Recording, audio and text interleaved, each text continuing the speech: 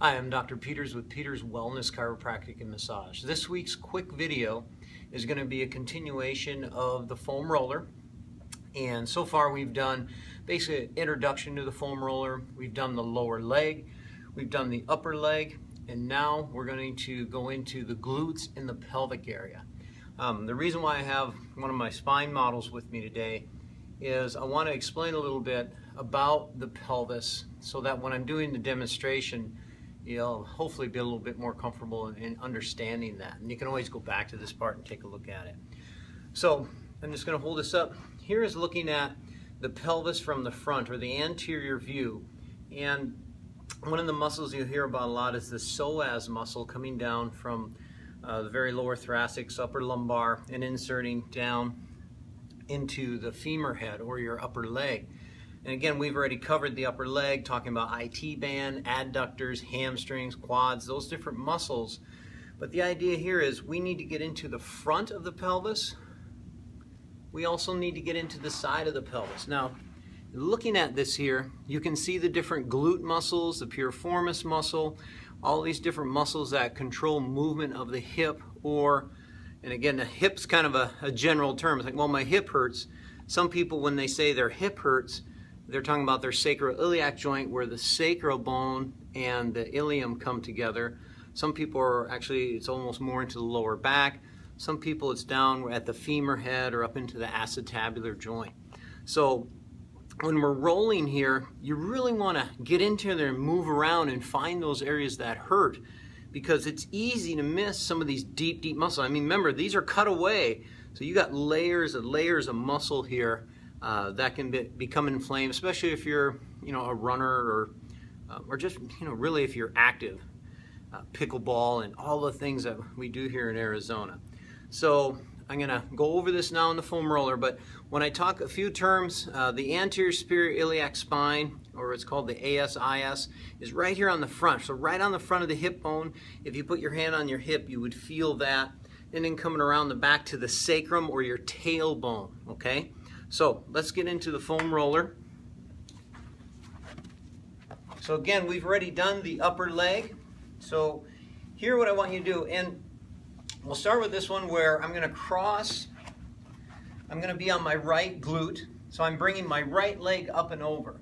Now you can also do the other leg up and over. I like using the same leg because I can put more downward pressure and get more of a feel from it. But if you're really sensitive at this point and need to go a little lighter, you can do the other leg. I find that it's not as sensitive that way because you're not putting the pressure on it.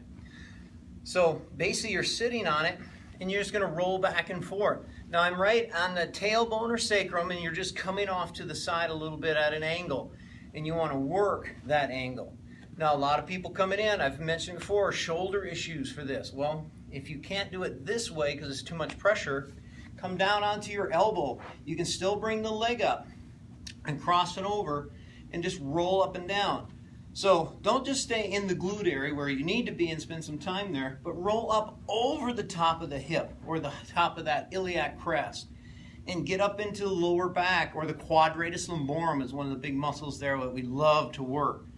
And so work that area and come back. I'm going to roll a little bit more. Again, coming up over the top. And if you find a sore spot, just spend 30 seconds going back and forth. Again, the idea here is you're reducing the amount of weight by lowering your center of gravity. You can raise it up and put more downward pressure if you're like, oh, this, I don't really notice it. Most people are going to notice this. We already talked about the upper leg. Now we're going to talk about, right up here on the side of the hip, going up and down, and then rolling over to that front, the ASIS.